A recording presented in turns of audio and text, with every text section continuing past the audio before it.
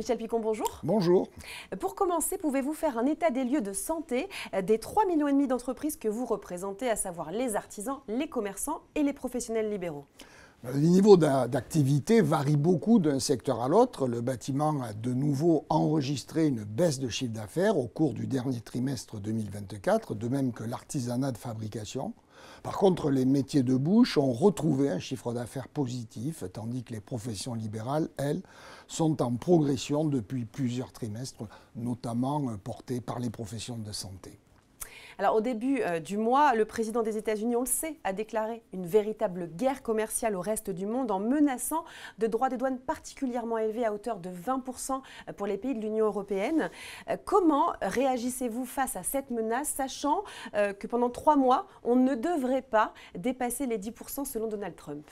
Eh bien, nous la prenons très au sérieux. Cet acharnement à taxer tous les produits exportés vers les États-Unis a créé une rupture nette par rapport au principe de libre-échange et à la mondialisation qui prévalait depuis longtemps. Et il faut bien comprendre que ce changement de cap est de nature à ajouter de l'inquiétude au climat d'incertitude qui régnait déjà dans l'économie de notre pays. On peut craindre un nouveau coup de frein à l'investissement, à l'embauche et à la consommation de biens et de services, le temps que les entreprises retrouvent leur marque et que les Français identifient les éventuelles conséquences sur leur porte-monnaie. Alors, les entreprises de proximité que vous représentez ne sont-elles pas à l'abri de ces nouveaux droits de douane ? Les impacts de cette crise ne vont pas se limiter à quelques grands fleurons de l'industrie française. Nous avons parmi les professions relevant de l'UDP des savoir-faire qui s'exportent dans le monde entier. Je pense par exemple aux métiers d'art ou à la fabrication d'instruments de musique qui sont très présents aux USA. Le gouvernement a identifié 28 000 entreprises exportatrices qui sont directement concernées, dont la moitié font plus de 50% de leur chiffre d'affaires avec les États-Unis.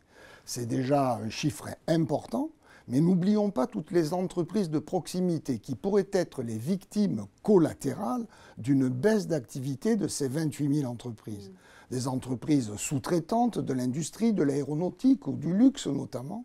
Compte tenu de leur petite taille, elles pourraient rapidement avoir une trésorerie fragilisée et je ne suis pas sûr non plus qu'elles seront en mesure de trouver rapidement de nouveaux marchés. J'ajoute enfin qu'il y a un risque de tension inflationniste sur les matières premières qui peut avoir des conséquences négatives sur les activités telles que le bâtiment ou l'alimentation. Oui.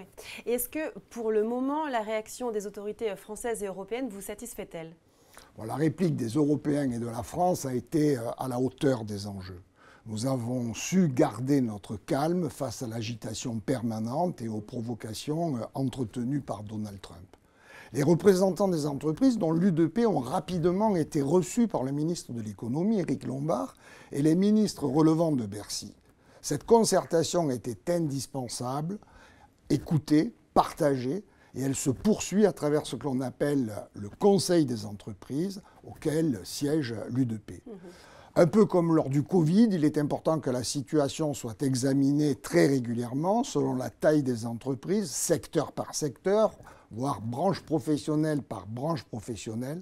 En revanche, nous ne pourrons pas reproduire le quoi qu'il en coûte, compte tenu de l'état de nos finances publiques que chacun connaît bien.